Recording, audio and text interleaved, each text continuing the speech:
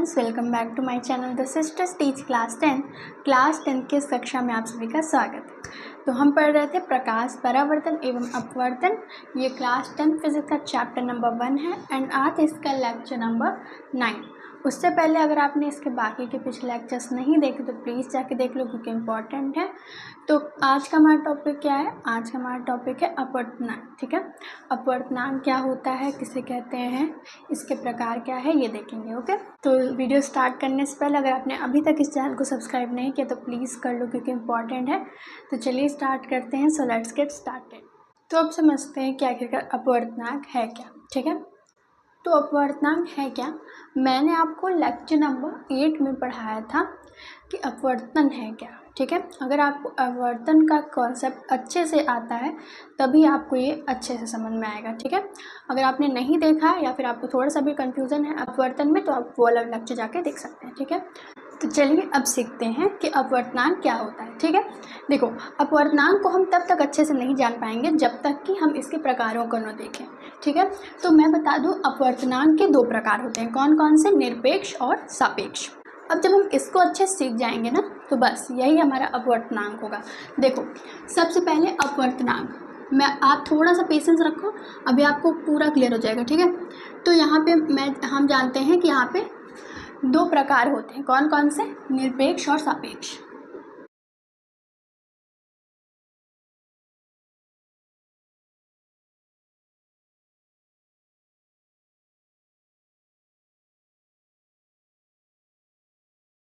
देखो अब हमने इसे 2 पार्ट में डिवाइड कर लिया। ठीक है, निरपेक्ष अपवर्तनांक और सापेक्ष।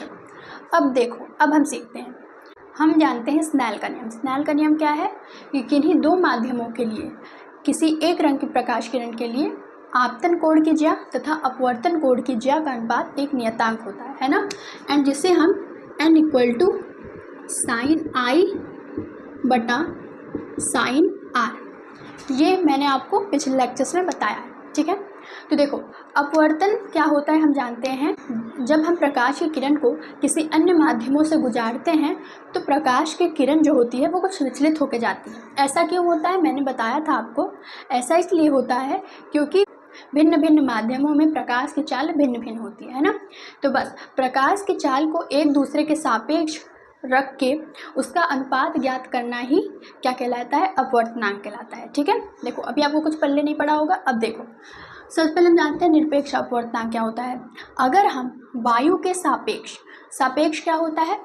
जैसे मैं कहूँ कि I am better than you, है ना, मैं क्या कह रही हूँ? I am better than you. ठीक है, यानी कि तुमसे मैं बेहतर हूँ, मैं बेहतर हूँ तुमसे। ठीक है, तो मैंने तुम्हारे सापेक्ष अपने आप को क्या किया? कंपेयर किया। तो मैंने किसके सापेक्ष कंपेयर किया? तुम्हारे सापेक्ष, है ना। तो ऐसे ही क्या होता है कि हम एक रंग की प्रकाश किरण का दूसरे रंग की प्रकाश किरण जो अपवर्तन और परावर्तन का मान है उसको एक दूसरे के सापेक्ष क्या करते हैं? निकालते हैं, और उसी को कहते हैं अपवर्तनांक। तो अब पहले मैं इसकी डेफिनेशन लिखती हूँ, उसके बाद आपको और अच्छे से क्लियर हो जाएगा कि ये कहना क्या चाह रहा है। ठीक है,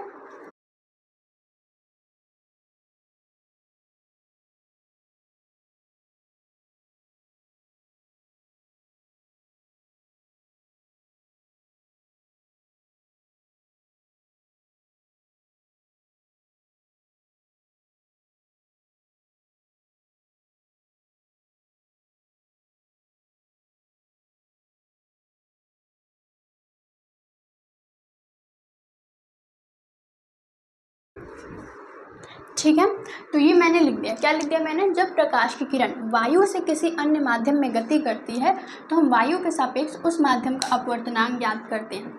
अपवर्तनांक बेसिकली हम प्रकाश की चाल को कह रहे हैं कि भिन्न भिन्न माध्यम में प्रकाश की चाल किस तरीके से परिवर्तित होती है, इसी चीज़ को हम अपवर्तनांक कहते हैं। ठीक है, अब यहाँ पे जो निरपेक्ष अपवर्तनांक लिखा है उसमें कहा जाता है कि जब हम वायु के सापेक्ष किसी अन्य माध्यम का अपवर्तनांक ज्ञात करते हैं तो उसे हम निरपेक्ष अपवर्तनांक कहते हैं।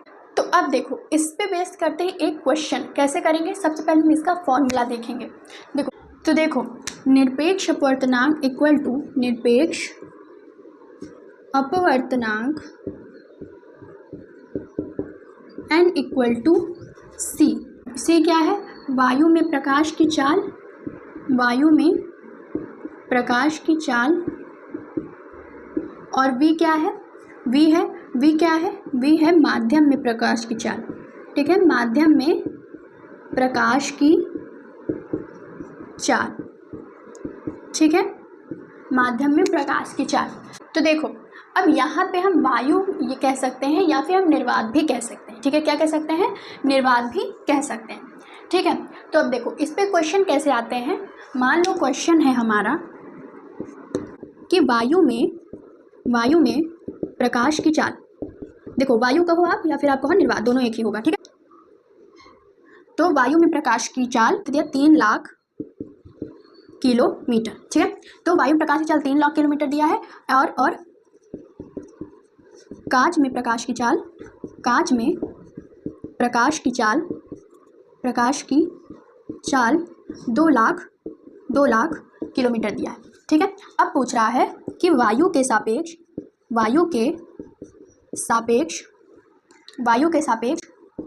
कांच का अपवर्तनांक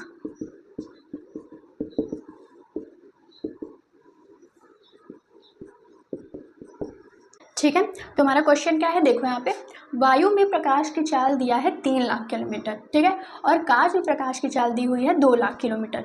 तो हमें पूछ रहा है कि वायु के सापेक्ष कांच का अपवर्तनांक ज्ञात कीजिए, ठीक है। चलो देखते हैं, ठीक है।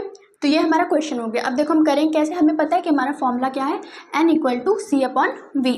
तो अब देखो जब हमें पता चल जाता है कि हमें किसके सापेक्ष क्या निकालना है, तो हम ऐसे भी लिख सकते हैं कि n लिखा गया, एंड ये हमारा नॉर्मल सा फॉर्मूला है, n = c/v, ठीक है। अब देखो हम वायु के सापेक्ष कांच का अपवर्तनांक निकाल रहे हैं ना, तो हम यहाँ लिख सकते हैं वायु, हम क्या लिख सकते हैं, वायु, फिर n एंड फिर यहाँ हम लिख सकते हैं कांच, ठीक है। अब देखो हमें पता है हमारा फॉर्मूला होता है c/v। तो यहाँ c क्या है, c है प्रकाश में, c क्या है, वायु में प्रकाश की चाल। तो वायु में प्रकाश की चाल दिया है 3 लाख किलोमीटर, है ना। तो 3 क्या लिख देंगे, 3 लाख, और हम क्या, फिर 2 लाख है हमारा, तो हम लिखेंगे 2 लाख, ठीक है। ये हमारा हो गया।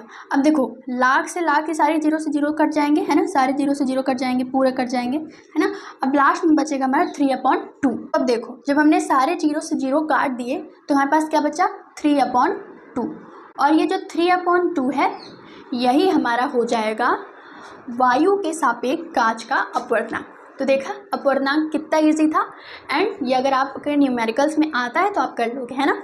चलो हमें समझ में आ गया निरपेक्ष अपवर्तनांक। अब हम समझते हैं सापेक्ष अपवर्तनांक, ठीक है। सापेक्ष अपवर्तनांक भी इजी है। चलो सबसे पहले मैं लिखती हूँ उसकी डेफिनेशन, फिर आपको एक्सप्लेन करती हूँ, ओके। एक माध्यम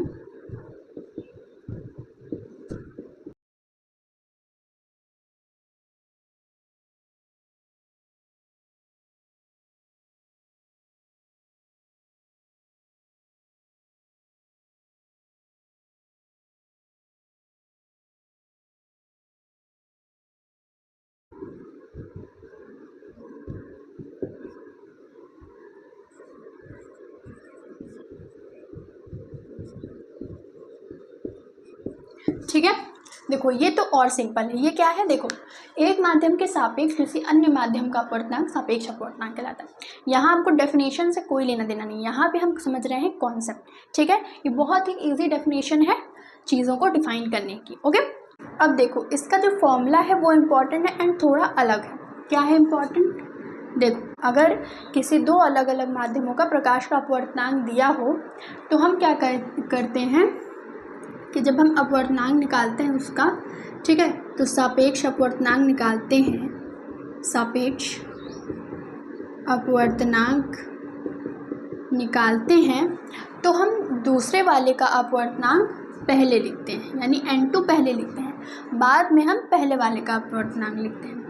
मान लो जैसे क्वेश्चन, अब चलो इससे क्वेश्चन करते हैं तब हमें अच्छे से क्लियर हो जाएगा, ठीक है। जैसे कि कांच का अपवर्तनांक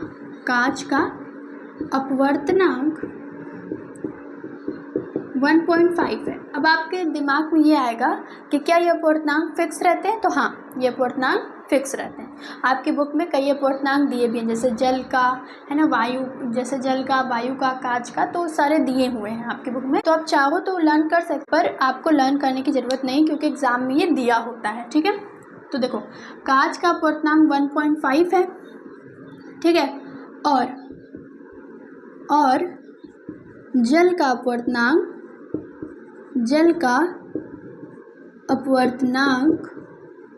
1.33 है। ठीक है, 1.33 है। तो कांच के सापेक्ष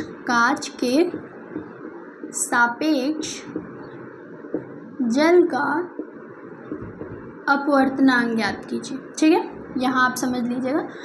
तो क्या कह रहा है कि आपको दिया है कांच का अपवर्तनांक 1.5 है एंड जल का 1.33, तो आपको कांच के सापेक्ष जल का अपवर्तनांक ज्ञात करना है। ठीक है, देखो हम क्या लिखेंगे, एन लिखेंगे, हमें पता है, तो कांच के सापेक्ष है। तो साला ये दुख का खत्म नहीं होता बे। ठीक है, तो हम क्या लिखते हैं, एन लिखते हैं, एंड जिसके सापेक्ष करना उसको आगे लिखते हैं। तो कांच के सापेक्ष किसका, जल का। ठीक है, कांच के सापेक्ष जल का ज्ञात करना है। ओके, देखो हम बेसिकली क्या करते हैं कि जिसके सापेक्ष करना होता है उसको ऊपर लिखते हैं, जैसे हमने वायु में किया था। पर इसका N2 होता है, यानी कि अगर 2 प्रकाश किरणों का अपवर्तन दिया रहे, है ना, तो हम दूसरे वाले का पहले लिखेंगे, यानी कि दूसरा वाला कौन है, जल है, तो जल का पहले लिखेंगे, तो यहाँ लिखेंगे 1.33 एंड बाद में हम कांच का लिखेंगे पहले वाले का। ठीक है, तो 1.5। अब आप इसको काटोगे तो आपका आंसर आ जाएगा। ओके, तो कुछ ऐसे आपको ये सारे सॉल्व करने हैं। ठीक है, तो अगर आपको अपवर्तनांक अच्छे से क्लियर हो गया होगा तो लाइक कर। तो आई होप कि आपको ये कॉन्सेप्ट अच्छे से क्लियर हो गया होगा अपवर्तनांक का, एंड न्यूमेरिकल्स भी लगाने आ गए होंगे। हाँ, आपको एक न्यूमेरिकल से नहीं आएगा, पर आप जब कोशिश करते रहेंगे तो आपको आ जाएगा। ठीक है, सो अगर वीडियो अच्छा लगे तो प्लीज़ लाइक करना, चैनल को सब्सक्राइब करना एंड वीडियो को शेयर करना। So thank you, we will meet in our next lecture.